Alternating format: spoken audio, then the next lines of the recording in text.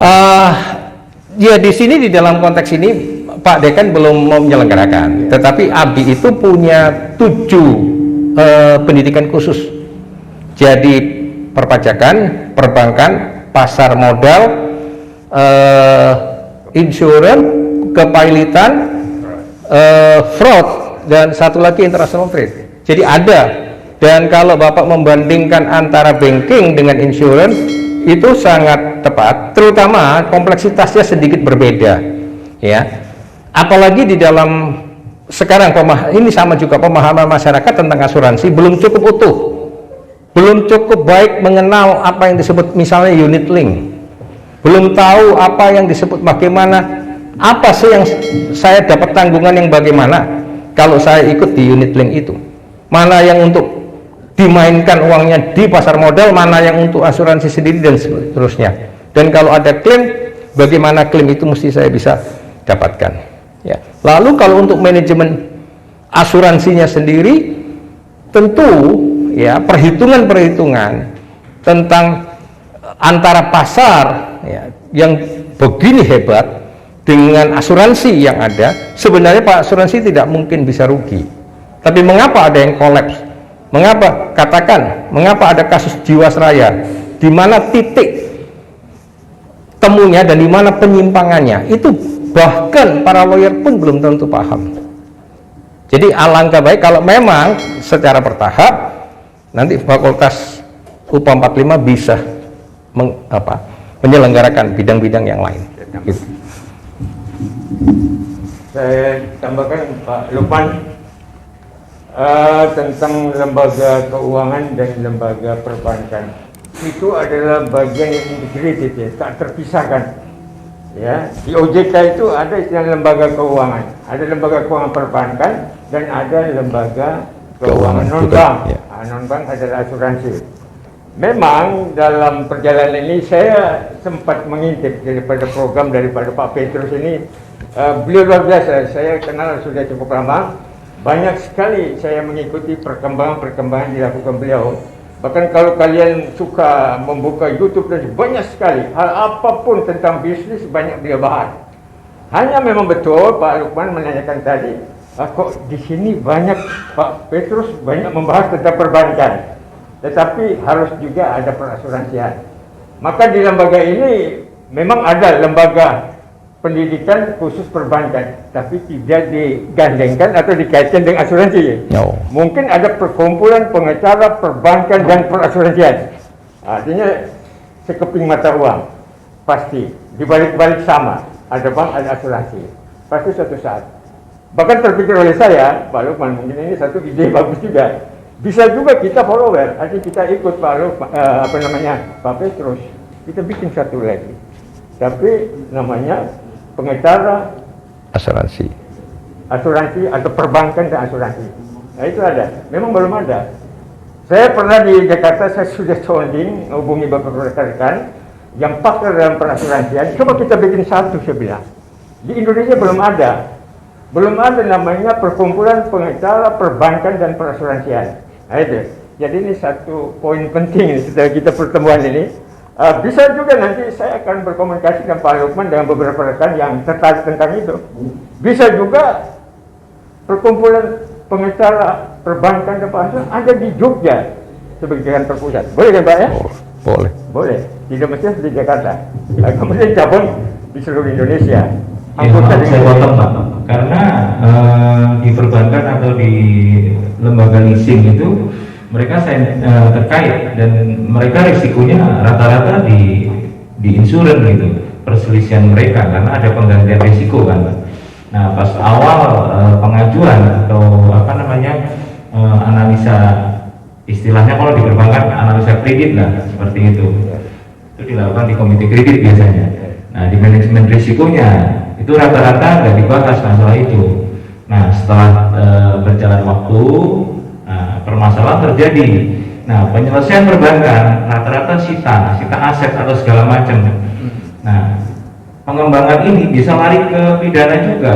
Nah, seperti itu karena kurang pemahaman penegak hukum, saya kira seperti itu. Padahal kan sudah ada asuransi kerugian semacam itu kan Pak, entah itu life insurance atau fire insurance atau apalah seperti itu. Nah dari situ rata-rata advokat kita untuk kasus-kasus asuransi kurang banyak memahami. Kalau perbankan sih rata-rata hampir umum lah bisa. Gitu Pak. Oke. Terima kasih Pak. Baik. Oke. Baik. Ada lagi pertanyaan lain dari teman-teman sekalian? Silakan, Bu Yudi.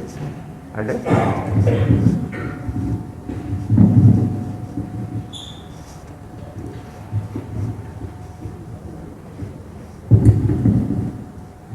Sebelumnya, Assalamualaikum warahmatullahi wabarakatuh. Perkenalkan, saya Hendy Subiantoro dari Apelo Kebumen. Saya ingin bertanya, tadi kan disampaikan bahwa pengacara pajak dan pengacara perbankan itu secara kompleksitas masalah itu lebih kompleks dan juga lebih komprehensif. Dan itu kira-kira dengan beracara di sistem peradilan yang umum itu kompleksitasnya, perbedaannya atau karakternya yang membedakan itu apa saja Pak? Terima kasih. Iya, baik. Baik, terima kasih. Pertanyaan yang baik. Kompleksitasnya, to the point-nya, kalau teman-teman itu pada umumnya beracara di pengadilan umum, itu jarang sekali melibatkan hitungan. Ya, tetapi analisis di dalam dua disiplin ini harus precision, harus nyaris sempurna dalam tanda kutip. Mungkin tidak ada manusia sempurna, tetapi dalam konteks pemikiran harus sempurna. Kenapa? Karena nanti kalau Anda beracara di pengadilan pajak, misalnya saja dikabulkan sebagian saja, itu Anda masih kena denda. Nah, ini ada ibu dari pajak. Bayangkan.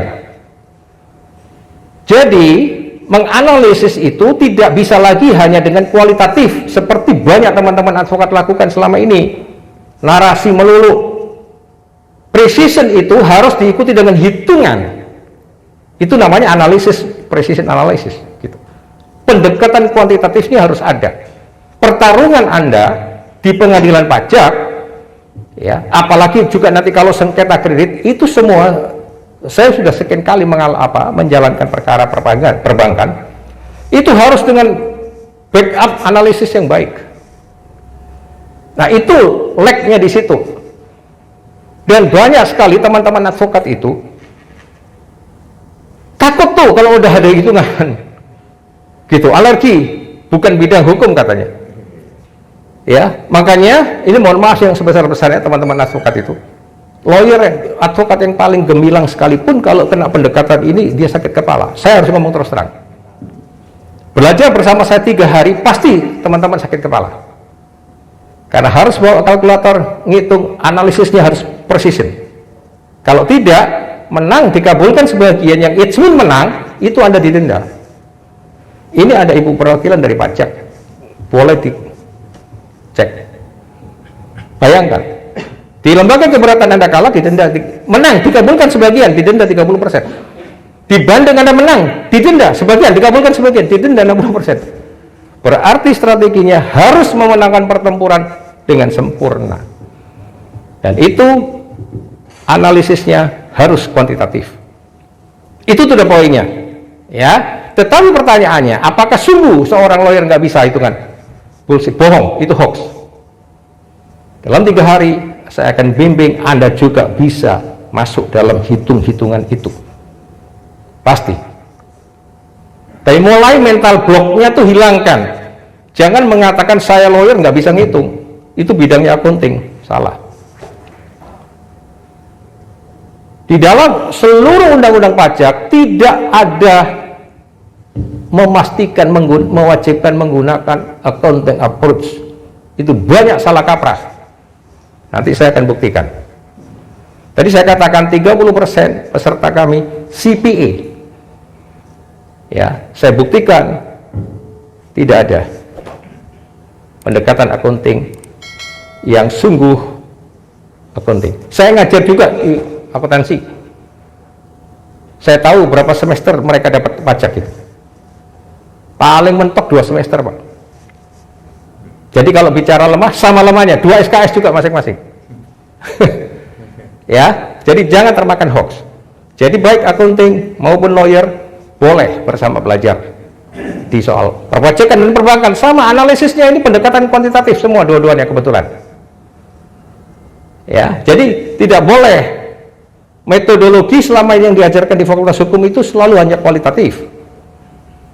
Sangat biasnya itu kalau hanya kualitatif itu sangat besar, ya. Meskipun analisis kuantitatif itu juga terbatas oleh waktu, tetapi presisinya jauh lebih tinggi. Itu, Pak, kira-kira, ya. Ada lagi? Oke. Oke, silakan. Oh, silakan.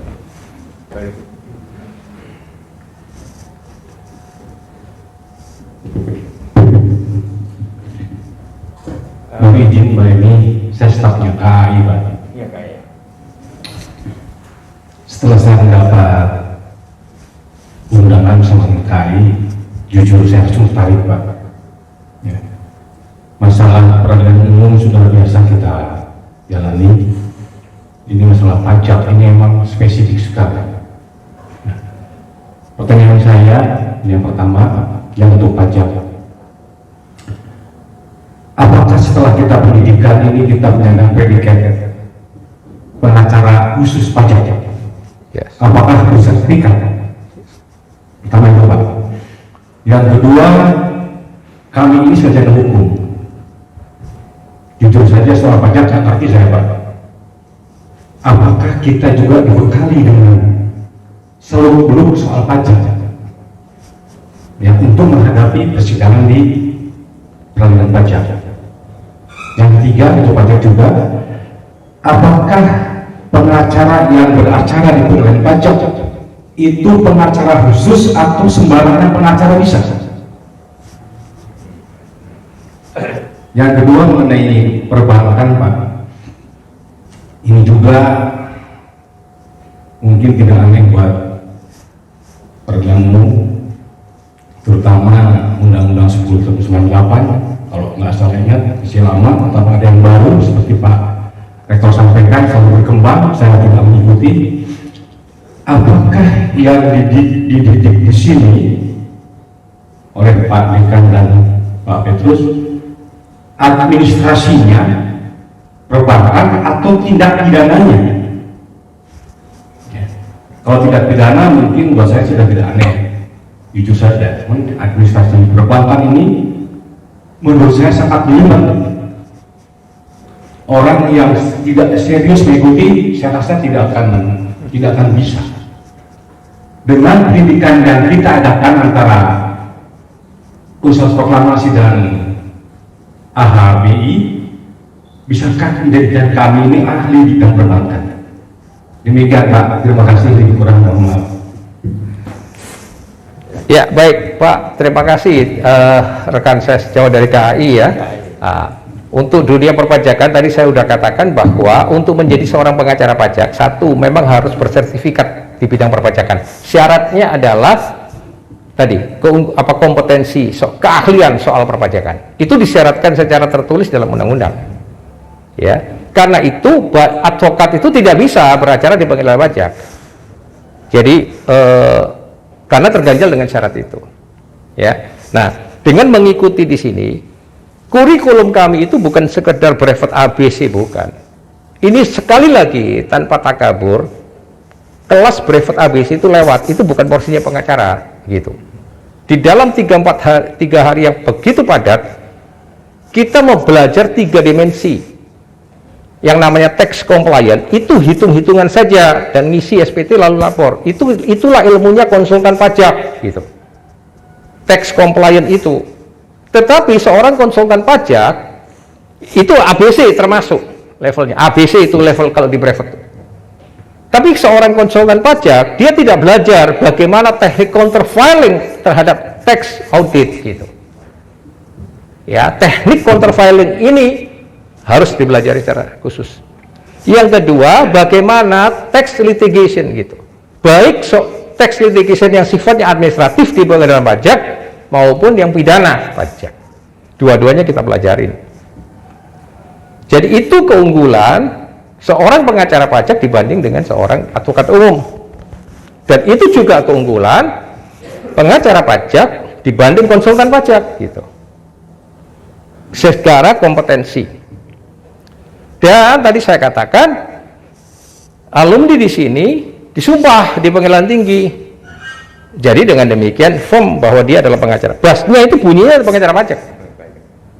Ya, firm dia pengacara pajak. Firm nanti dia pengacara perbankan gitu. Ya, itu disumpah. Itu soal perpajakan. Kalau soal perbankan, tadi saya katakan dua-duanya diberikan. Terutama di teknik analisis kreditnya dulu. Kalau aset liability management itu nanti itu Pak Rektor lebih tahu. Mungkin lebih jauh lagi ilmunya itu. Itu khusus ilmu belajar tentang banking. Tapi yang kami berikan analisis kreditnya dulu. Aspek hukumnya termasuk pidana perbankan itu ya mungkin teman-teman banyak yang sudah paham. Tetapi bagaimana supaya dikatakan kalau saya apply kredit saya itu dikatakan visible dan bankable. Nah, itu persoalannya. Dan kalau ada problem, how to solve that problem gitu.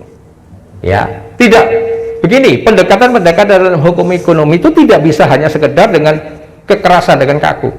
Saya begini, lawyer begini.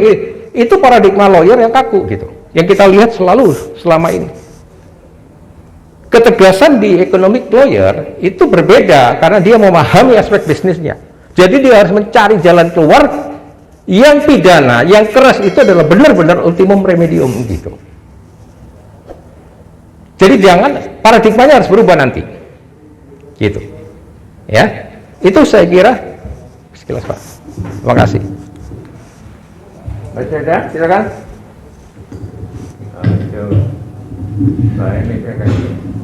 Terima kasih. Saya langsung berkaitan dengan judulnya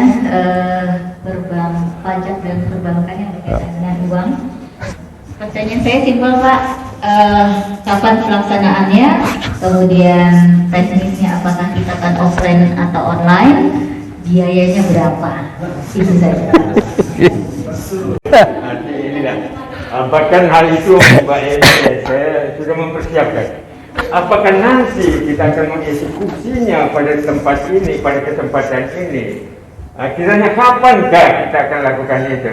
Saya jawab aja dulu ya, karena Ibu Eni sudah bertanya, maka saya menjawab. Dalam rangka kerjasama kita, yang tadi Mbak Eni sudah baca, ya saya dengan Pak Petrus ini sahabat lama, jadi sebenarnya sudah saling mengenal.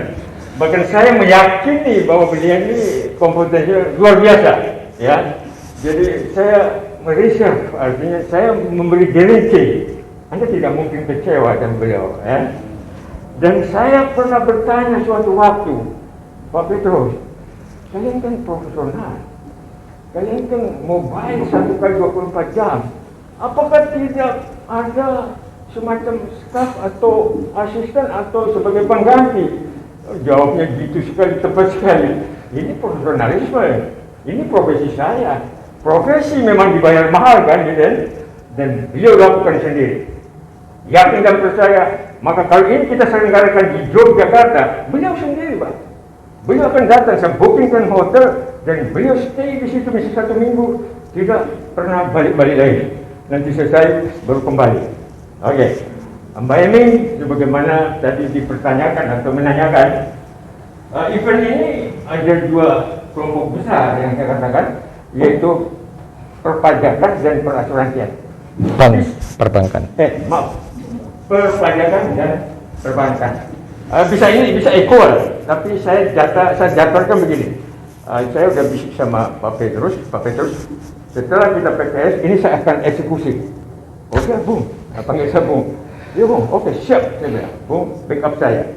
Kita rencana eksekusi ini pada bulan depan, sebentar lagi, bulan April. Starting point kita pertama bulan April. Entah di akhir apa di tengah, nanti kita akan lihat perkembangan itu. Pak Petrus siap? Siap. Beliau siap kan? Pasti siap selalu gitu. Itu dia. Jadi nanti saya lihat di antara profesi perpajakan dan profesi perbankan ini, mana yang dipercepat atau lebih cepat atau yang bisa memulai lebih awal. Kalau dia pajak, kita fight bulan April, di akhir bulan April, ya kan butuh persiapan kan?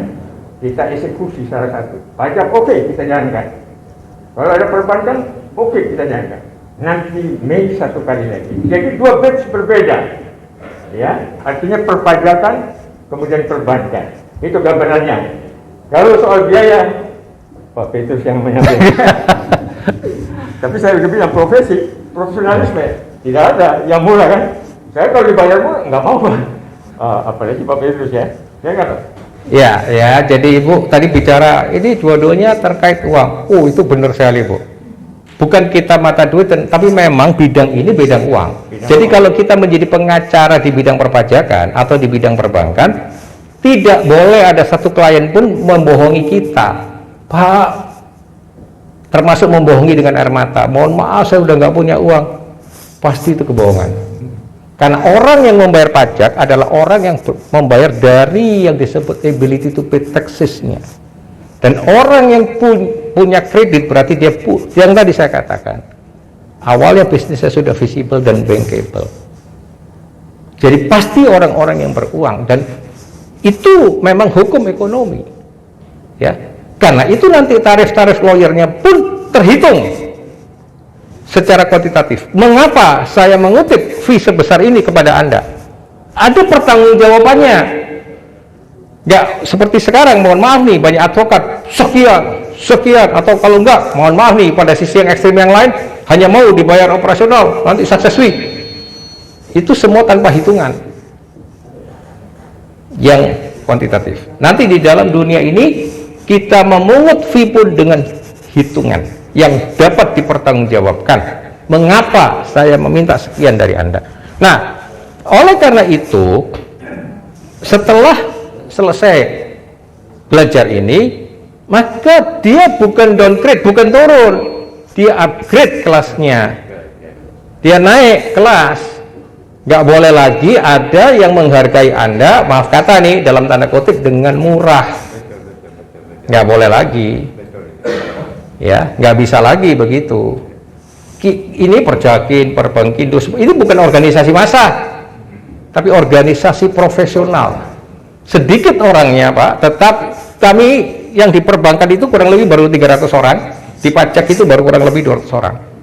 Tetapi tidak ada satupun alumni kami yang dibayar murah dalam arti umum. Palembang itu baru selesai minggu lalu.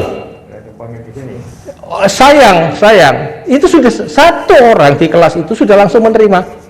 Satu perusahaan di Palembang langsung kemudian menular dengan dua perusahaan yang lain, satu di Bogor, satu di Bandung.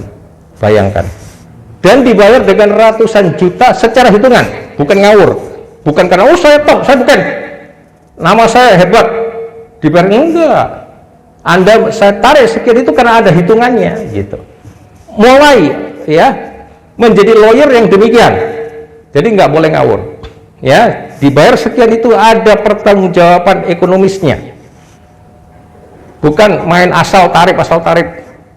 Sistem lawyer fee itu kan nggak jelas tuh di Indonesia, gitu. Ya, itu saya kira Ibu jawaban saya. Lalu apalagi yang kurang, Bu? Oh, biaya per 3 hari untuk yang pajak 12,5 juta, untuk yang non pajak 10 juta.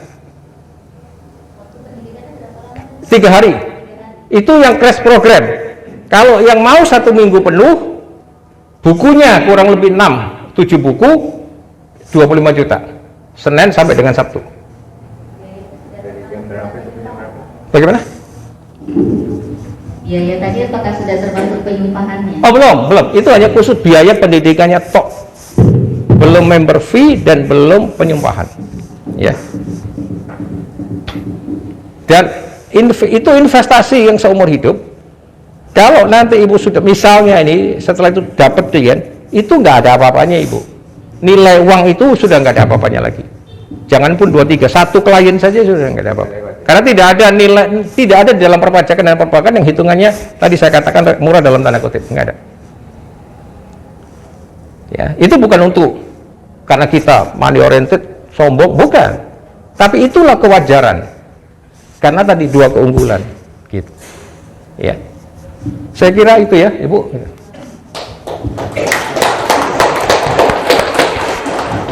Punya itu kurang lebih yang 3 hari saja itu mungkin 5 buku, ya paling tidak.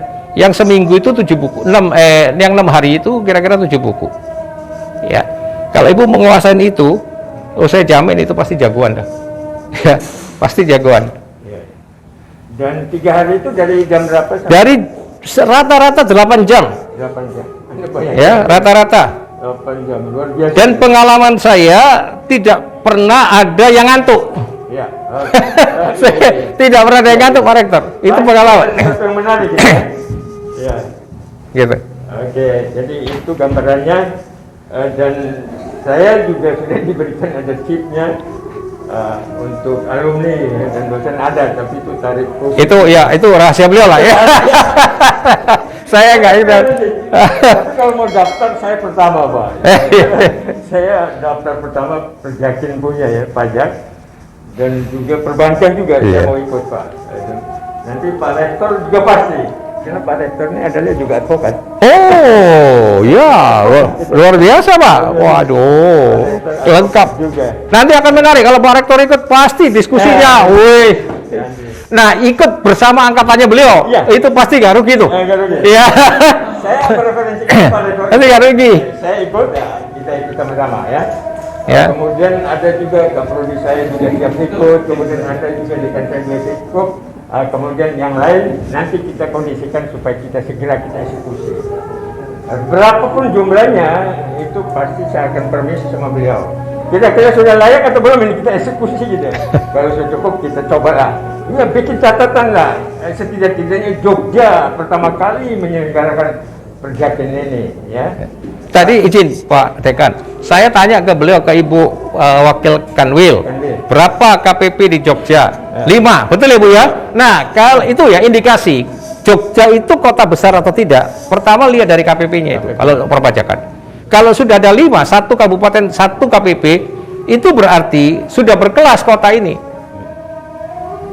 Itu caranya, secara kasar itu, cara DDP melihat. Kalau enggak pasti KPP-nya digabung, betul ya Bu ya? Nah itu. Jadi jangan teman-teman ini melihat dari sudutnya sendiri sekarang. Lihat nanti ketika teman mendeklarasikan sebagai pengacara pajak, baru tahu bahwa banyak wajib pajak akan datang. Tapi selama teman-teman hanya mendeklarasikan diri sebagai advokat, sulit. Klien wajib pajak tidak akan datang karena tahu mereka advokat nggak ngerti pajak dan takut. Ya, takut dengan advokat itu. Karena teman-teman ini galak masalahnya. Dan setelah ini pasti masyarakat pasti tahu. Ya, yang di luar sana atau yang di belakang sana sudah siapkan, pasti akan diekspos. Ya, pendidikan perpajakan yang pertama di Yogyakarta adalah kita kan. Di situ akan terjual kan, otomatis dengan sendirinya. Masyarakat akan memilih-milih. Kalau urusan dapat perpajakan, ya pilihlah pasti pengacara daripada perpajakan.